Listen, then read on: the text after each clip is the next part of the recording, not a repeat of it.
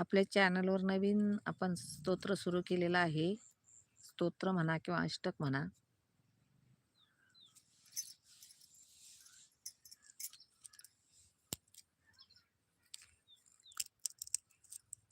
आता फक्त सुरूच केलंय आणखी. पण कसं वाटतं ते सांगा प्लीज. आपल्या माहितीसाठी पुन्हा एकदा म्हणून दाखवते. सत्यं ज्ञानमनन्तं नित्यमनाकाशं